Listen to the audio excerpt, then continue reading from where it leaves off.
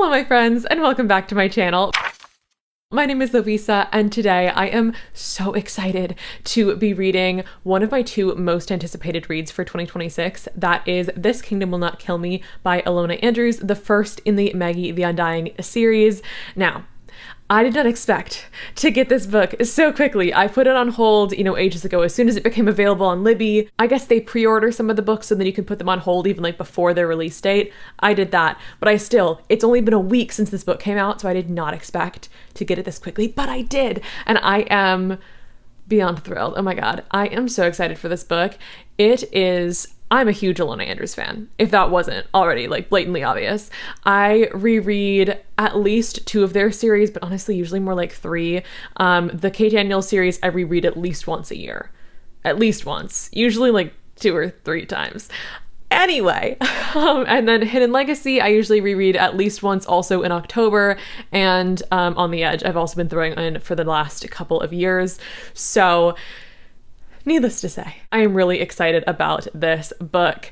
It is a portal fantasy in which our main character, Maggie, ends up somehow, she isn't really sure what's happened. No big significant life event occurred, but she has been transported into the world of her favorite fantasy series. So, she is from contemporary times. This is a fully contemporary Ilona Andrews. Most of their works are set in near future and usually kind of apocalyptic near futures, but this one is fully contemporary. She references Netflix and Google Docs within the first 10% of the way in. I couldn't wait. I got it from the library and I had to start it right away. So I'm 10% of the way in, and she's mentioned these very grounding contemporary ideas within that first little bit of the book. Didn't really know what to expect there. I wasn't sure if this was going to be another near future Ilona Andrews, but solidly, this is a contemporary protagonist thrust into a very, quintessential dark and gritty fantasy world. It is the epitome of what I thought of anytime I thought of, a fantasy world, growing up. Dark and gritty, and there's, a city with a lot of secrets and a lot of conniving characters. So it's kind of eerie in tone, but it doesn't go too dark, I think mostly because, at least in this beginning section that I have begun thus far, we're getting a lot of comedic relief in Maggie's interiority, which I always love from Ilona Andrews. I think they are great at writing comedic relief. So it is a good balance as far as tone. But the story itself, Maggie has been deposited into this world. She doesn't really know why or how, but she very quickly learns, hence the name of the series, that she is undying, or she can die, but she doesn't stay dead. So a good advantage going into a dark fantasy world, for sure. And she is at pretty much the beginning of this fantasy series that she loves. There's only 2 books in it. There was supposed to be a third one, but it just never came out. So she doesn't really know how the series is supposed to end, but she has all of the knowledge from books 1 and 2 because she has read them so many times, like me with every Ilona Andrews series ever. But she has all the information, which is helping her navigate this world a little bit, but is also opening up the possibility that should I change something? Should I not? Butterfly effect sort of thing going on there. As I said, I'm about 10% of the way in. And of course, I'm really enjoying it. I'm fairly confident that this is going to be another 5-star read because almost every single Ilona Andrews book I've ever read has been a 5-star read. So pretty confident going into it that I'm going to have a great time reading this over the next day or so. But one of the things that has been standing out to me as particularly enjoyable and kind of almost a surprising way, because usually in Ilona Andrews books, the thing that is the most compelling to me is the interactions between the characters, the character dynamics, the banter, all of that sort of thing. And we aren't getting a lot of that thus far. This is a really long book. This is what was it? I think it was 480 pages long book. So we're bound to get a lot more interaction and relationship development as the story continues. But for now, we're mostly in Maggie's thoughts, and it's a really fun place to be. I'm having a great time. As I said, I think that the comedy there and just the snark in the voice just so perfectly complements like the darker, grittier surroundings in the world. I think that Ilona Andrews does also a really great job always at having there be like really high stakes, danger, and action kind of right off the bat, but something about that voice of the character is just so compelling that it doesn't feel like, well, like, why do I care? Like, I feel like sometimes when you have a book and it opens up with, not that we open on action, we do not open, like the first page is not action, but there is action pretty quickly once you just like get past the first couple of pages. And sometimes that can cause a feeling of like, why are we here? I don't know the character well enough to care what happens to them. But I think that just Ilona Andrews does such a masterful job at creating these really compelling character voices that make you buy into the story within those like just first couple pages, and then we're getting that action and you really care, and you the stakes feel really personal because you're already invested so deeply in this main character. Anyway, I digress. This is pretty much just going to be a video of me fangirling about Ilona Andrews, by the way, in case that wasn't already super clear. That's what I have in store for you this week. Fortunately or unfortunately, depending on whether you are also an Ilona Andrews fan, is me fangirling over this book. But of course, that does not mean that if there's something that I don't like in this book, I'm not going to say that. Absolutely. There have been things that I anticipate that I'm not going to love based on previous Ilona Andrews books. Anyway, that's where we're at right now.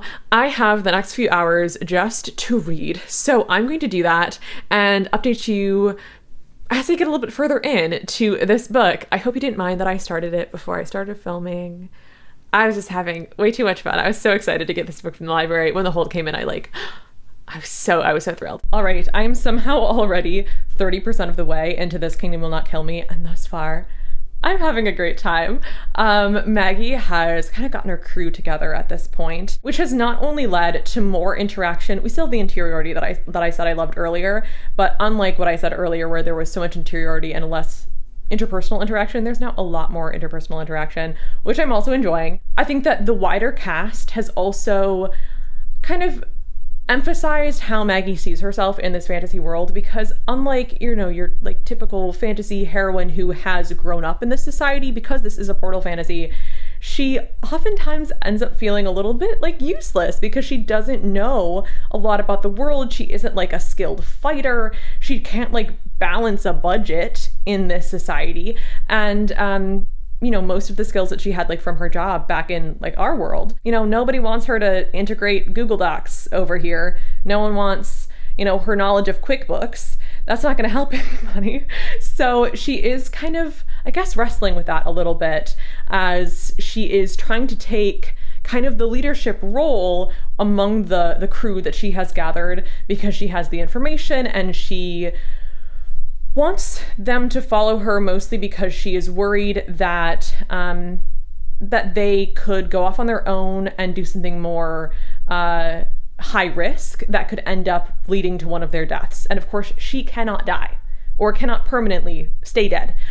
So she is wanting to take the risks herself and isn't wanting to give out the information that would give the rest of the cast an opportunity to, do something high risk. So that has been a small point of like contention, I suppose, but thus far the characters are mostly getting on in a really kind of like very sweet and earnest way, which I personally really love. I love a character who is communicative and, I don't know, is just like not afraid to say when something is bothering them, or it's just very earnest, and there's something very sweet about that to me, especially in this world that is so dark and with these characters who have experienced so much darkness. And I think that it does make the supporting characters like more integral to the story as well, which I like.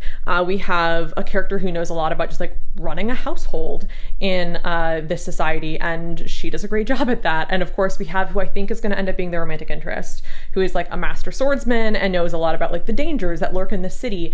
And so it's really great to have him on her side as well.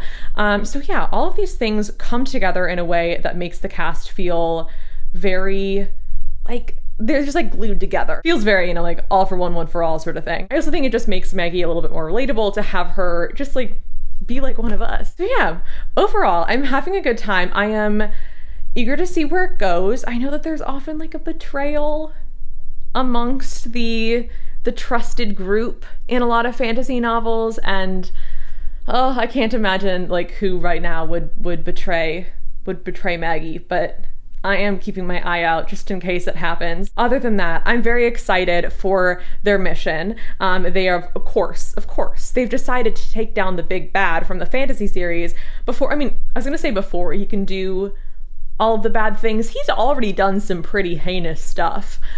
He's not a good person already, but they're going to try to take him down. So I'm really excited to see where that goes. I think it's going to lead to a lot more exciting action scenes where, again, like we are getting all of them fighting, and I do kind of love also seeing Maggie like fight in this really kind of like scrappy way. There's no like finesse or technique to it, which again, she's from our world, so it makes a lot of sense. So yeah, overall, I'm having a great time, and I will check in with you again shortly with more thoughts. Okay, I might have just predicted the betrayal. The betrayal happened. There was a betrayal. I'm not going to tell you who it was, of course, because that would be a really major spoiler, but it was so good. It was so good. I thought, okay, I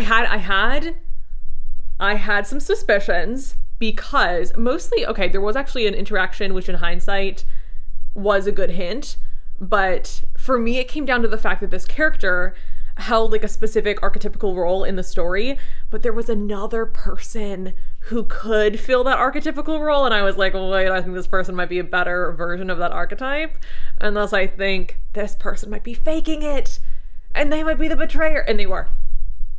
Oh my god, it was so good. Okay, I stopped like right when it happened, because I needed to tell you about it. And there were other things I was going to say because I'm at the 50% mark and I was going to comment on other things, but now that's the only thing I can think of.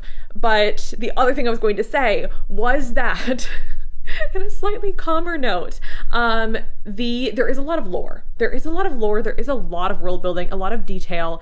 And not to say that the lighter, more comedic fantasies that I tend to pick up don't also have a lot of world building, because of course they do. But I think there is something about the number of secrets and grudges held and sinister plots in a darker fantasy that make the world building, at least to me, feel a little bit more complex.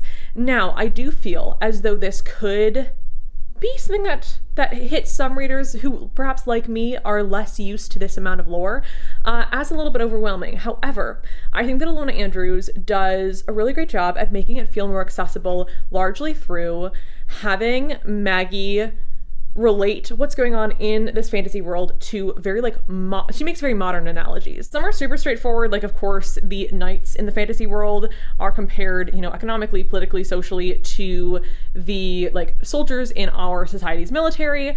Some are more descriptive, like for some reason this line is really sticking with me. There was a line about this kind of bird in this fantasy world who was like a bird of prey. I think she said it was like a combination between a hawk and an eagle, except that she said it looked like its white tail feathers had been dipped in the sunset. And I don't know, I just thought that was a really fun description. I really like that. And some are of course more comedic, like I've already talked about, with her chatting about her previous job, or I guess she still has the job technically, she just isn't in her world anymore, her job back in her world, as well as some modern things like Netflix, things like that bring also a level of comedy to it, which of course I love. But in addition to that, I do think that these analogies make the world building more accessible. But now I'm gonna let you go, because as I said, I stopped right when the betrayal happened, and I need to get back into this book, because oh my gosh, it was such a twist. And I don't mean that I had suspicions in the way of I saw this coming and I was totally convinced.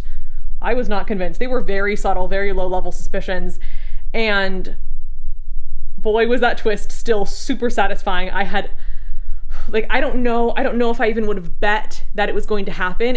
I was I have a little bit of uneasiness about this character, and so good. So good. Anyway, I'm gonna jump back in because I need to know if this character ends up somehow justifying their actions in a way that is sufficient to regain Maggie's trust. I don't think that that's gonna happen. I think that opportunity has passed. That ship has sailed.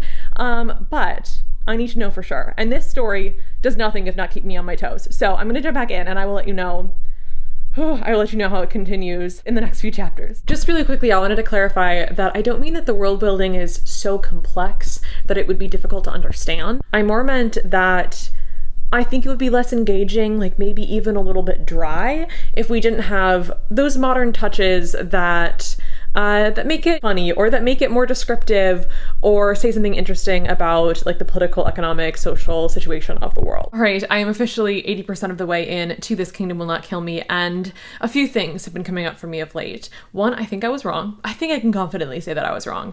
There is still some significant discord between Maggie and said betrayer, aforementioned betrayer, but I think they have actually been able to maybe not justify their actions, but like redeem themselves is perhaps a better way of putting it, over the past few chapters. So I don't think that this is going to be a person who abandons the archetypical role that they had previously been assigned.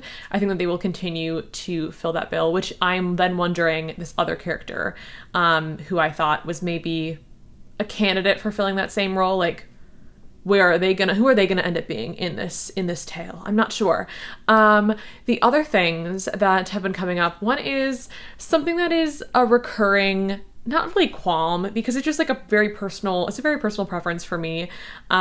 This is another Ilona Andrews book where I did have to at one point like skip a little section that was a little bit too graphically violent for my personal tolerances. Not to say that it wasn't a good scene overall, because it was a great scene. I am continuing to really adore the action. I do think that Ilona Andrews does a really great job at writing action, and I've consistently been enjoying those scenes, but there was one where I was like, oh yikes, that's a little bit more than I can handle.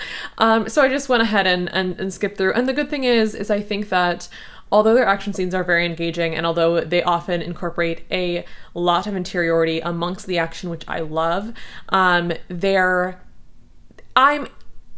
always felt like I was able to kind of skip ahead a little bit without like losing the plot entirely. If I need to just like skip to the end of a fight or another sort of violent scene, I can always do that without, feeling lost afterwards, which is great for me, and if you happen to be like me in that respect. The third thing I want to comment on is another thing that I'm not 100% in love with, but isn't something that I've experienced in any other Ilona Andrews books, so I think this might be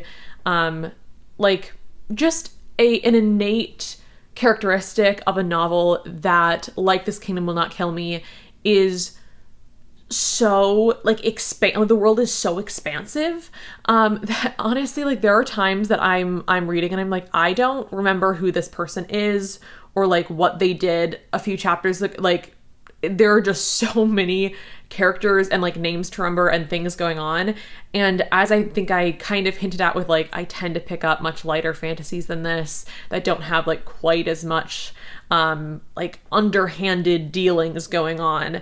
I don't think my brain is accustomed to like holding that like either like amount or type of information.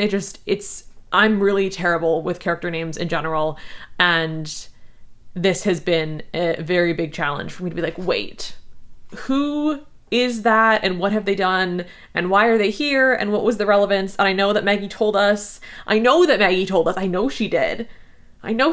Just like, please don't quiz me, because like I have no idea what she told us. So that's been coming up a couple of times, which I think for me, although the scenes end up having like definitely a level of like, I'm still interested to a certain extent, even though I've kind of forgotten a little bit of the relevance of some of the characters. All of the scenes are still interesting, but I think they are not as interesting as they could be if I weren't feeling just like a little smidge overwhelmed, or I don't want to say lost. That feels like I'm understanding everything that's happening. I just am sometimes like forgetting how the pieces attach together, like from the lore before the book, or like, and I mean before the book, This Kingdom Will Not Kill Me, not the lore before the fictional book within the book. I'm forgetting how the lore from the book within the book connects to the lore of the book itself. Listen.